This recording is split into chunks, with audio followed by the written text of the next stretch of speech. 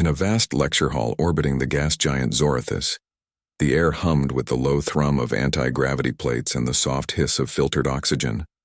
The hall was filled with students from 100 different species, their forms ranging from crystalline, humanoids to gelatinous blobs, all gathered to hear the renowned xenohistorian Kayla Voss speak. Kayla was tall with opalescent skin that shimmered under the soft violet lights. Her 4 eyes glowed faintly as she paced before the class. Her voice, calm and precise, she had spent centuries studying extinct civilizations, and today her topic was Earth. Kayla activated a holo display above the podium, and an image of a blue-green planet appeared spinning slowly in the void.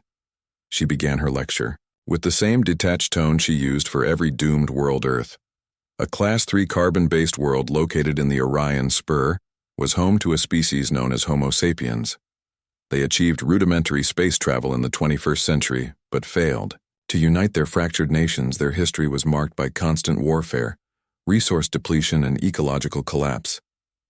By the late 21st century, they had rendered their biosphere unstable. Rising seas poisoned air and mass extinction. Events followed. Inevitably, they vanished.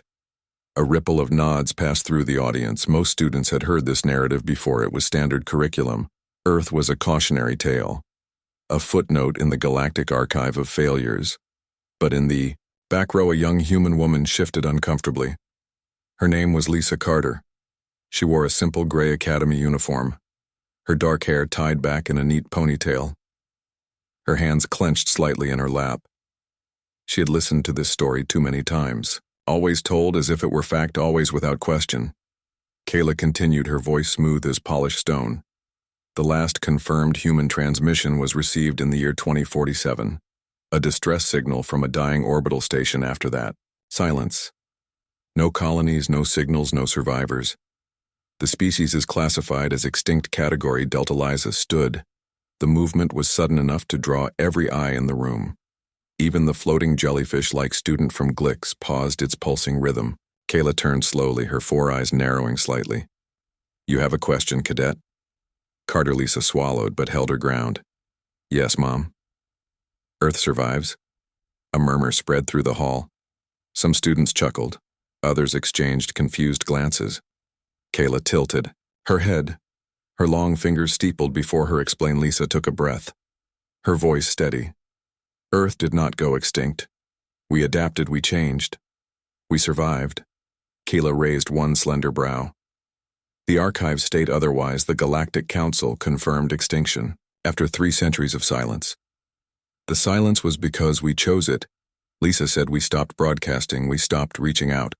We learned that shouting into the void only attracted predators." Kayla blinked once, a sign of mild surprise in her species. "Predators?" "Yes," Lisa said, "during the collapse, Earth nations fought over scraps, but some saw the bigger threat. Not just from within, but from out here." She gestured to the stars beyond the viewport. "We intercepted alien signals, not friendly ones. Signals that spoke of harvesting young species for labor or worse. We realized that if we wanted to live, we had to disappear." Kayla studied her for a long moment, then stepped down from the podium. She walked slowly toward Lisa, her movements fluid and deliberate. "You are claiming that humanity went silent by design." "We went quiet," Lisa corrected. "Not silent, just careful. We rebuilt underground in ocean cities and orbital habitats hidden behind asteroid belts. We developed cloaking fields powered by geothermal and fusion. We stopped using radio. We used quantum entanglement for communication, undetectable and secure. And yet you are here," Kayla said. "You wear Academy insignia. You speak in the common tongue. You are visible, because hiding forever is not living." Lisa replied, "We watched the galaxy for 300 years. We studied your laws, your histories, your wars. We waited until we were strong enough to join without begging for scraps or becoming someone else's resource. The Academy accepts students. From all species we earned our place." Kayla circled her slowly. The class watched in stunned silence. Even the instructor seemed unsettled by this revelation. "If what you say is true, why reveal yourselves now?" "Because the galaxy is changing," Lisa said. "The Krell hive is expanding. The void devourers are stirring and the council is fracturing. Earth has ships now, not just one or two, but a fleet silent, fast, and armed with weapons you've never seen. We don't want war, but we won't be erased again. Kayla stopped in front of her. Her eyes glowed brighter than before. You expect me to believe that a species declared extinct for 300 years not only lives but thrives in secret and now emerges fully prepared to stand among the stars? Lisa met. Her gaze without flinching. Check the records, Mom. Not the official ones, the deep archives, the ones buried under layers of encryption. The ones your own people tried to delete after the first contact incident in 2039. The one where your scouts landed on Mars and never returned. Kayla froze, her shimmering skin dimmed slightly. That mission was listed as lost to solar radiation. It was listed as lost because your government didn't want panic. Lisa said, they found our outposts. They saw our defenses. They realized we were not gone, just waiting. They erased the data, but not all of it. For the first time, Kayla looked uncertain. She turned back to the class. Her voice softer than before. Class dismissed. The students filed out whispering excitedly, but Lisa remained standing. Kayla approached her again, this time without the air of authority, just curiosity. How many of you are there? Enough, Mom. Lisa said, enough to defend ourselves, enough to trade, enough to build something better than what came before. Kayla nodded slowly, then reached into her robe and pulled out a small crystalline device. She pressed it into Lisa's hand. This is a private comm key. If what you say is true, the council will want to speak with your leaders. Lisa closed her fingers around it. Thank you, ma'am. Before she turned to leave, Kayla added one last question. Why did you speak up today? Because stories matter. Lisa said, if Earth is only remembered as a failure, then no one learns the real lesson. We didn't just survive. We chose to survive quietly, wisely, and with hope that one day we could step back into the light. Not as victims, but as equals. Kayla watched her go, then returned to the podium. She deactivated the hollow of Earth, but did not erase it. She stared at the blue-green world for a long time. Her expression unreadable to most, but those who knew her would have seen the faintest shimmer of respect in her eyes. In the corridor outside, Lisa activated the comm key. A soft chime sounded and a voice came through, calm and familiar. This is Captain Diane Moore of the SS Horizon status report. We made contact. Diane, Lisa said, they know we're here. Pause. Then a quiet chuckle. About time, kid. Welcome to the next chapter. Lisa smiled as she walked toward the docking bay where her ship waited, hidden among the freighters and patrol vessels. It was no longer a secret. Just a truth finally ready to be told. Back in the lecture hall, Kayla updated her lesson plan. She deleted the word extinct and replaced it with resilient. Then she scheduled a new lecture for the following week titled, The Silence of Earth and the Strength It Concealed. The galaxy had long believed humanity was gone, but in truth, they had simply been listening, waiting, and preparing, and now they were ready to speak, not with desperation, but with dignity. Not as a relic, but as a rising power. Quiet no more. The stars would soon learn that Earth had not fallen. It had evolved, and its daughters now walked among them, not to beg for a seat at the table, but to claim their place among the architects of the future. As Lisa stepped onto the shuttle ramp, she glanced back at the academy, its spires gleaming against the swirling clouds of Zorithus. She thought of the generations before her, the ones who dug tunnels under ruined cities, who built fusion cores in the deep ocean, who taught their children to read star charts in silence. They had carried the flame through the long night, and now it was her turn to let it burn. Openly on the bridge of the SS Horizon, Captain Diane Moore stood with her arms crossed, watching the feed from the Academy security cam. She saw Lisa board the shuttle and gave a small nod to her first officer, Maria Cruz. We're clear. Maria Reyes, the cloak on the horizon and Signal Fleet Command Phase 1 is complete. Maria tapped her console and the massive ship hidden in the shadow of a nearby asteroid shimmered, then vanished from all sensors. Earth was no longer hiding, it was stepping forward, and somewhere in the dark between stars, other watchers took notice, not with fear, but with wary respect, for they had just learned that the quietest species in the galaxy was also the most stubborn and the most alive. 3 days after the lecture, the news spread like solar wind through the Galactic Council corridors. Whispers turned to debates and debates to emergency sessions. Lisa Carter's words had cracked a truth, long buried, and now the galaxy struggled to understand what it meant for Earth to be alive, not as a memory, but as a presence.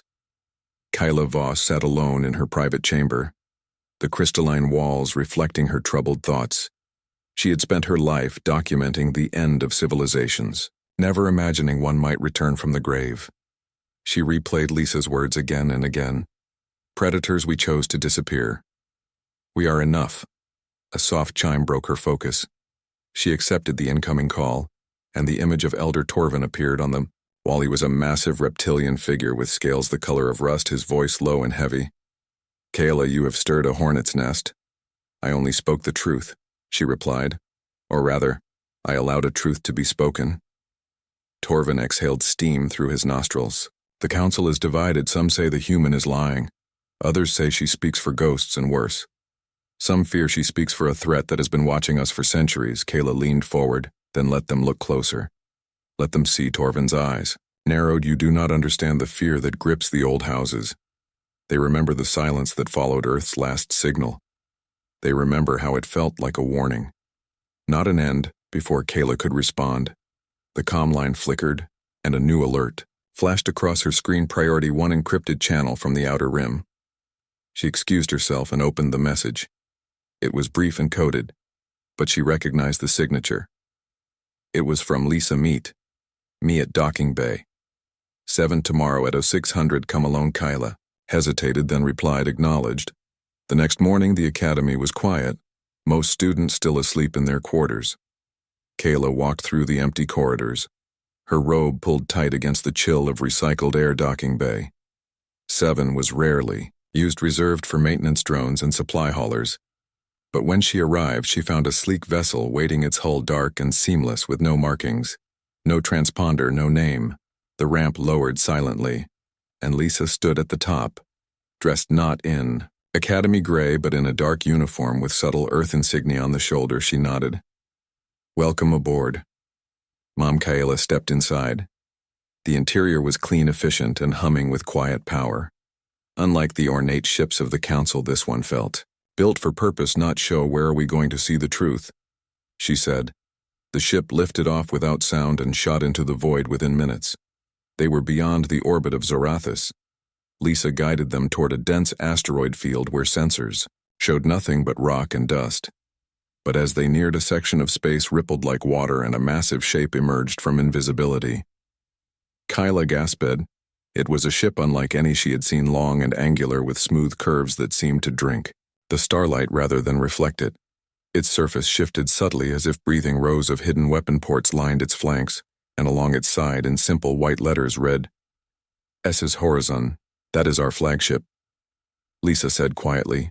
Powered by 0 point, energy shielded by phase cloaking and crewed by 300 men and women from every nation that once called Earth home. Kayla turned to her, stunned. How many ships like this do you have?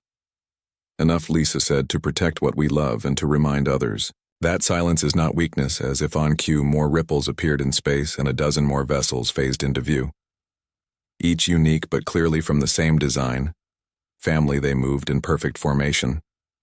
No radio chatter, no wasted motion, just silent coordination. Kayla felt a chill that had nothing to do with temperature. You could have taken worlds by now. We could have, she agreed. But we did not. We watched, we learned, we healed. Earth is green again. The oceans are clear. The cities are powered by clean energy. We did not come back for conquest. We came back because the galaxy needs balance, and we remember what it costs to lose it. Kyla looked out at the silent fleet, and for the first time in her long life, she felt something unfamiliar. Hope. Suddenly the ship's alert panel lit up. Lisa frowned. What is it? An incoming transmission from the Krell Hive Frontier Station? They are demanding to know who we are. The Krell were a brutal insectoid species known for consuming weaker civilizations. They had recently annexed 3 council worlds and now they were testing boundaries. Play it, Lisa said. A harsh buzzing voice filled the cabin. Identify your vessels or be destroyed. Lisa activated the comm, her voice calm but firm. This is Commander Lisa Carter of the United Earth Fleet. You are trespassing in neutral space. Power down your weapons and retreat.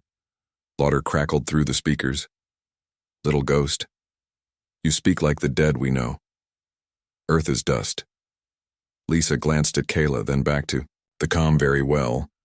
She tapped a command in the distance. The S horizon and its fleet shifted as one. Their cloaking fields dropped for just a second, long enough for the Krell sensors to register their presence, then vanished again. But the message was sent. The Krell station went silent for a full minute. Then the transmission cut off. They ran. Lisa said simply. Kayla stared at her. You did not fire a single shot. Sometimes showing your teeth is enough. They returned to the academy by midday. Kayla's mind racing with implications, she requested an emergency audience with the full council. And to her surprise, it was granted within hours.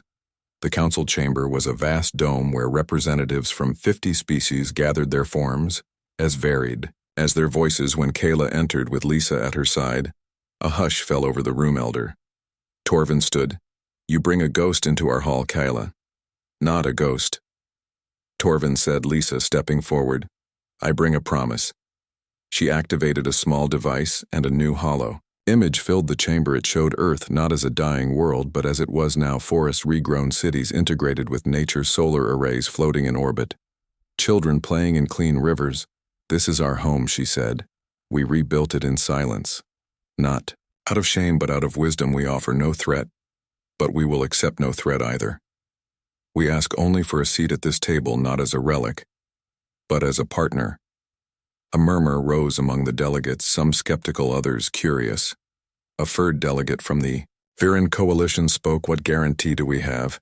You will not seek revenge for being forgotten. Lisa met his gaze. We spent 300 years learning that revenge is a fire that burns the hand that holds it. We do not want your guilt. We want your respect. Kayla stepped forward then and spoke in her clear historian's voice. For centuries, we have taught that Earth fell because it was weak. But what if we were wrong? What if it fell because it was too loud, too early, too trusting? And what if its return is not a threat, but a lesson the galaxy has needed for generations? Silence followed. Then slowly, one by one, the delegates began to nod. The vote was not immediate, but the tide had turned. Later that night, Lisa stood on the observation deck of the academy looking out at the stars. Captain Diane Moore joined her. You did good, kid. They still don't fully trust us, Lisa said. They will, Diane replied. Trust is earned in moments like today, not in centuries of silence. Lisa smiled. Then her comm beeped. It was a message from Fleet Command. All stations report. Green Phase 2 begins at dawn. Phase 2 was simple outreach. Not with weapons, but with aid. Earth ships would deliver medical supplies to plague-stricken worlds, share clean energy tech with struggling colonies, and offer protection to those threatened by the Krell. It was not the return of a warrior, but the arrival of a neighbor. As the first light of Zorathis rings touched the horizon, Lisa thought of her grandmother, who had taught her to read under solar lamps in an underground school. She thought of the engineers who built the first cloaked ship from scrap, and the farmers who coaxed life back into poisoned soil. They had carried the dream through the dark, and now the dream walked among the stars. In the council chamber below, Kayla updated her records one final time. She erased the last trace of the word extinct and wrote instead, reborn. The galaxy would never be the same. And for the first time in a long time, that was a good thing. Weeks passed, and the presence of Earth was no longer a rumor, but a fact. Ships bearing the simple blue and white insignia of the United Earth Fleet appeared at trade hubs, disaster zones, and border outposts. They did not demand tribute or allegiance. They offered clean water purifiers to drought-stricken colonies, shared atmospheric processors with dying worlds, and stood guard over refugee convoys fleeing Krell raids. Their actions spoke louder than any declaration.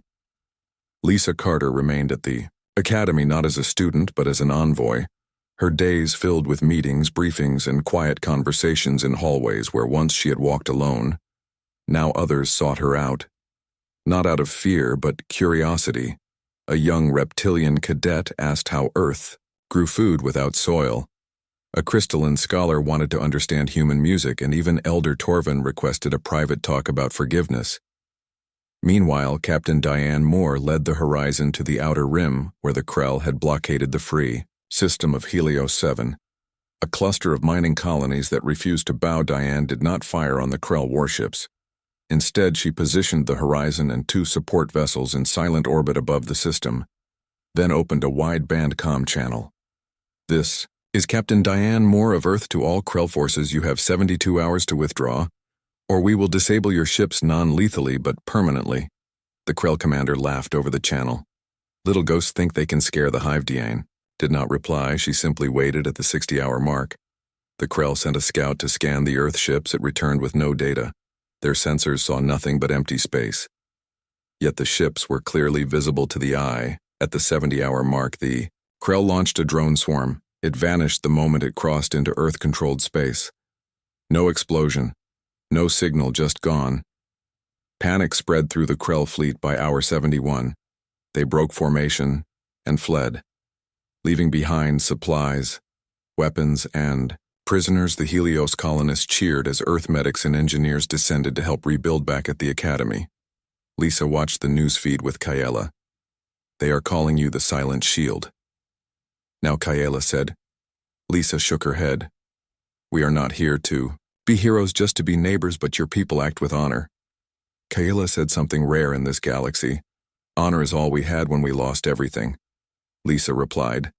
Then came the summons, not from the Council, but from the High Archon of the Galactic Core, the most powerful being in known space, a being so ancient it was said to have witnessed the birth of stars. The message was brief and carried the weight of law.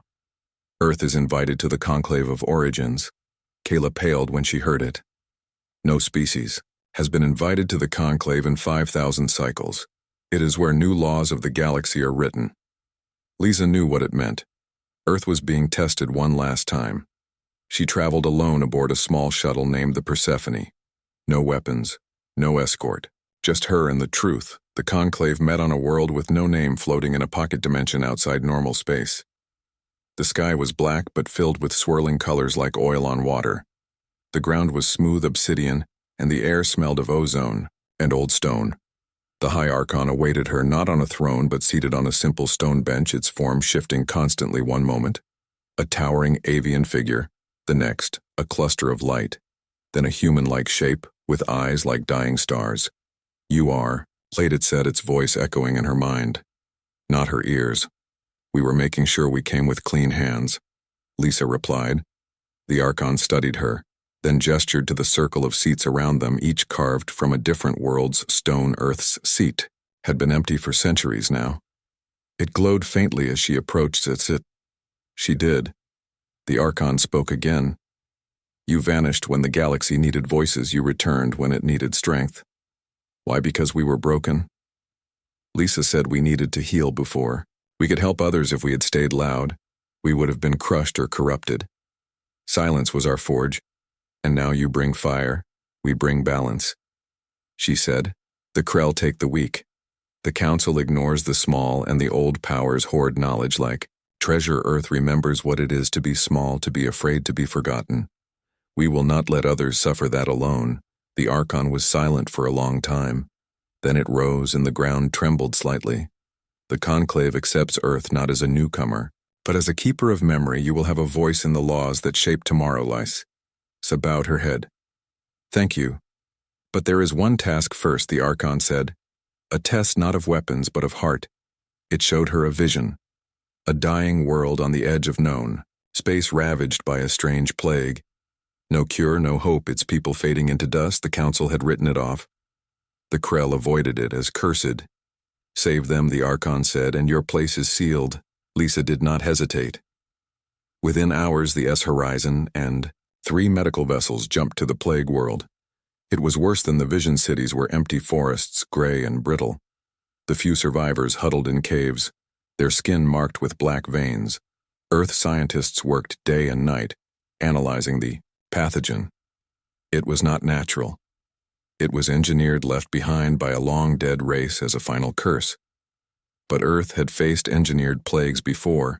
In underground labs during the Great Silence, they had learned to rewrite life itself. A cure was developed, within 6 days, not with force but with harmony. A virus that healed instead of harmed. They delivered it through the air, through the water, through gentle drones that sang as they flew one by one. The black veins faded. Children laughed again. The world breathed.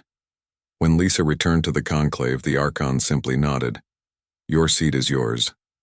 Back at the Academy, a celebration was held not just for Earth, but for the return of hope. Kayla stood beside Lisa, watching students from a dozen species share food and stories. "You changed everything," Lisa said softly.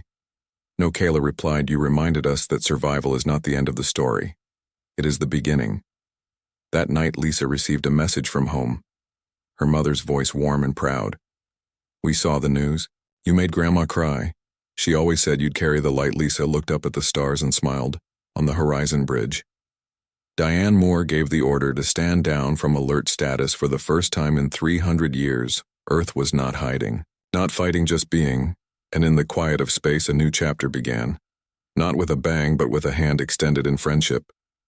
The galaxy had long believed the story of Earth was over, but the best part had only just begun. Months had passed since Earth's place at the conclave was sealed, and the galaxy had begun to change in quiet but steady ways. Trade routes, once closed to unknown powers, now welcomed Earth vessels. Schools opened exchange programs with human instructors, and even the Krell had pulled back from 3 contested systems. No one knew if it was fear, respect, or both. But peace held. Lisa Carter remained on Zorathis, not as a guest, but as a bridge between worlds. She taught history now, not the old version of Earth's fall, but the true story of its quiet rise. She spoke of underground farms that fed millions, of ocean cities that sang with life, and of children who learned both calculus and compassion in the same classroom. One afternoon she received a message not from Fleet Command or the Conclave, but from a source she did not expect. It was coded in an old Earth dialect used only by deep archive keepers. The message was short: "Come home for the remembrance." She asked for leave and Kayla granted. "Without question, you have earned more than a visit, Lisa. You have earned a homecoming." She boarded the Persephone alone and set course for Sol Systemas. The ship dropped out of warp near Mars. The view took her breath away. What had once been a dead red world now bloomed with green domes and silver towers. Rivers cut through ancient canyons and solar sails drifted like petals above the atmosphere. Earth itself glowed, blue and white clouds swirling over continents that had healed. A voice crackled over the comm. "Welcome back, Commander. This is Mars Control. You are cleared for descent."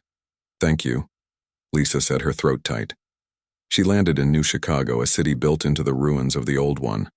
Vines climbed skyscrapers, birds nested in solar arches, and children rode bikes along streets once choked with smoke. Her mother waited at the gate, tears in her eyes. They hugged without words for a long time. "You look tired," Lisa's mother said finally. "I am," she admitted, "but it's a good tired." They walked through the city together. People nodded as they passed. Not with awe, but with warmth. Lisa was not a hero here, just a daughter who had gone far and returned that evening. The remembrance began. It was held in Liberty Grove, a park grown over, the site of an old war memorial. Thousands gathered not in silence but in shared memory. Elders told stories of the Great Quiet, the time when humanity held its breath and chose to live not for glory, but for tomorrow. A young girl, no older than 10, stepped forward and recited a poem written by the first generation born after the silence. It spoke of stars not as distant lights, but as neighbors waiting to be known. Lisa watched and felt the weight of centuries lift from her shoulders.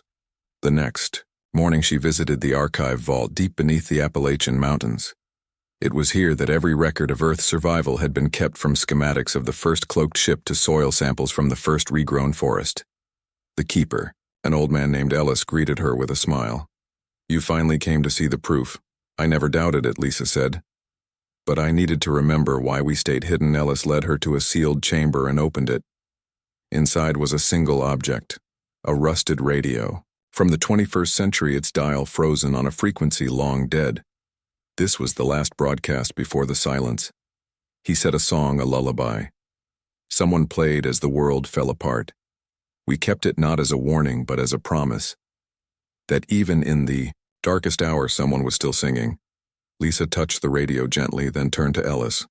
"I have a request. Anything. I want to send a new broadcast. Not a signal for help or war. Just a message to the galaxy from Earth to all who listen. We are here. We remember and we hope." Ellis smiled and nodded. 2 days later, from a quiet hilltop in Vermont, a new transmission went out. Not on radio waves, but on quantum threads woven into the fabric of space itself. It carried music this time. Not a lullaby, but a symphony made from ocean waves whined through redwoods and the laughter of children. It carried words, two simple ones spoken in 100 languages. We are Earth, we survived. We are ready to share the light. The message reached the Academy on Zorathis. Kayla listened to it in her chamber, and for the first time in her long life she cried. It reached the conclave. The High Archon paused its endless contemplation and tilted its shifting form as if listening closely. It even reached a Krell scout ship on the edge of known space. The commander ordered the signal analyzed, then played it again and again, until his second-in-command asked why. Because it sounds like tomorrow, he replied, back on Earth. Lisa stood with her mother, watching the sunset paint the sky in gold and violet. You did good, she said softly. We all did. Lisa replied, it was never just Mia. That night she dreamed not of war or silence, but of open doors and starlit paths. The next morning she returned to the Persephone, not to leave but to prepare Earth's first official delegation to the Galactic Council. It would include scientists, teachers, artists, and yes, a few soldiers. But their weapons would stay sheathed. Their mission was not to conquer, but to connect. As the ship lifted off New Chicago, below looked small but strong, like a seed that had pushed through stone in orbit. The S horizon waited. Diane Moore's voice came over the comm. Ready to show them what we've grown, kid, ready? Lisa said. The fleet moved, out not in formation for battle, but in a loose arc like birds in flight. They passed Mars, where green fields stretched under domes. They passed Jupiter's moons, where fusion plants hummed with clean power. And they passed the asteroid belt, where shipyards built vessels not for war but for exploration. When they reached the edge of Sol system, Lisa looked back one last time at the blue dot that had held humanity through the long night. Then she turned forward. The galaxy waited, and this time, Earth would not whisper. It would speak with kindness, with strength, and with the quiet certainty of those who had faced the end and chosen to begin again. In the weeks that followed, Earth's delegation attended their first full council session. They did not demand special treatment. They asked only to listen and to offer help where needed when the Viren colonies faced a crop blight. Earth sent botanists when the Glick's homeworld suffered a data collapse. Earth shared its oldest archives freely, slowly. Trust grew, and with it something new. Friendship on Zorathis. Kiela updated her final lecture of the term. The title now read, not Lessons of the Lost but Voices of the Returned, and in the back row a new human cadet sat listening. Not with fear but with pride. Her name was Mia Ellison. She carried the same quiet fire that had saved a world. The story of Earth was no longer about survival, it was about belonging. And in the vast dark between stars that was the rarest light of all. The quiet peace that had settled over the galaxy did not last forever. It never does. 6 months after Earth's delegation joined the council, a distress call came from the outer veil, a region so distant most maps left it blank. The signal was weak, broken but unmistakable. It was from a human colony ship the Odyssey launched during the early days of the Great Silence over 300 years ago. It had vanished with 10,000 souls aboard, presumed lost to time. But now, it was calling Lisa. Carter stood on the bridge of the SS Horizon. Her face pale. Captain Diane Moore read the same data. We thought all deep sleep ships were accounted for. Not this one. Lisa whispered. The Odyssey was experimental.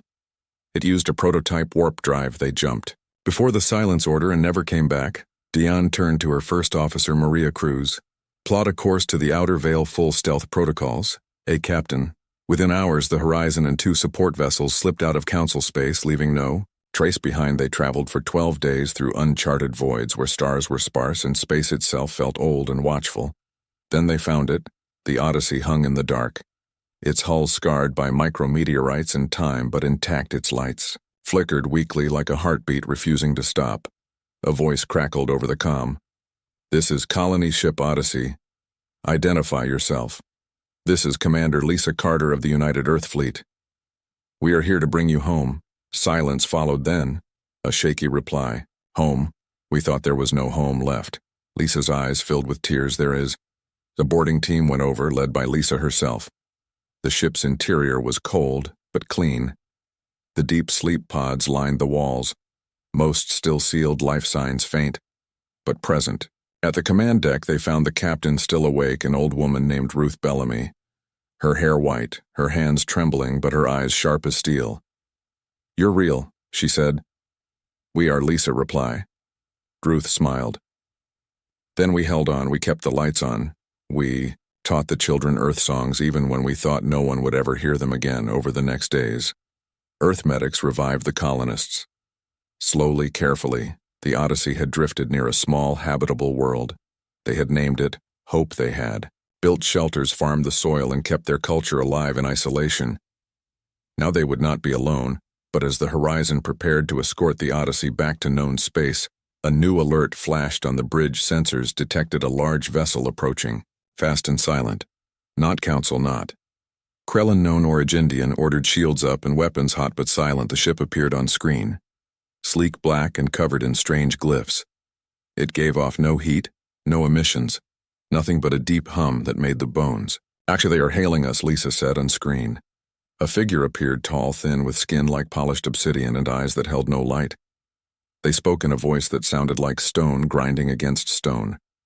"You have found what was lost. Who are you?" Lisa asked. "We are the Watchers," the figure replied. "We have observed your kind since your first fire. We saw you fall, we saw you hide, we saw you rise. You are not like the others. What do you want? The Odyssey was ours to find." "First," the Watcher said, "but you came with kindness, not greed. You awakened the sleepers with care, not force. For this, you have passed the final test. Lisa frowned. "The galaxy is not just a place of trade and war." The Watcher said, "It is a garden, and every species must prove it. Tends to life, not just takes from it. Earth has proven it is a gardener." Before Lisa could respond, the Watcher's ship vanished as if it had never been on the horizon bridge. Everyone stood in stunned silence. Diane broke it first. "Well, I guess we just met the gardeners of the galaxy back on the Odyssey." Captain Ruth held Lisa's hand tightly. "They knew about us all this time. Maybe they were waiting to see if we deserved to be found." Lisa said. The journey home took 3 weeks, during which the Odyssey's people shared their stories with Earth's crew. They sang songs lost to time, told tales of storms survived and stars named in secret. They were not relics. They were living threads of a story that had never truly ended. When they reached Sol System, a fleet of Earth ships formed a corridor of light to guide them in from orbit. People gathered on every continent, not to gawk, but to welcome in New Chicago. A celebration was held under open skies. Children from the Odyssey ran with children born on healed Earth, laughing in a language that needed no translation. At the academy on Zorathis, Kayla received the full report. She stood before her class and said something she had never said before. "Today, we do not study the past.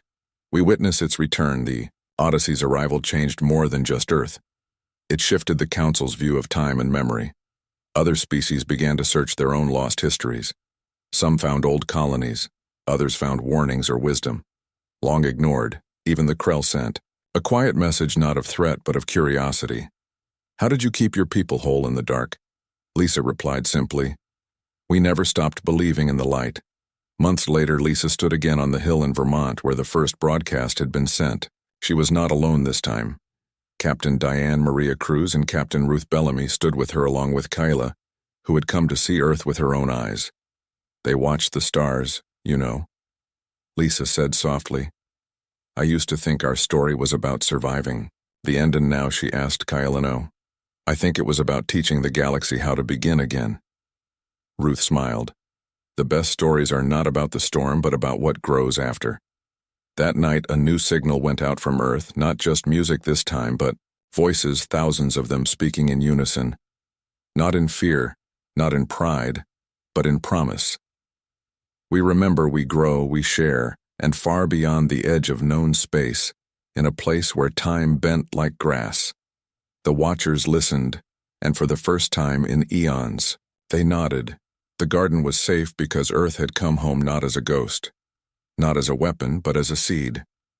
And seeds carry tomorrow in their silence.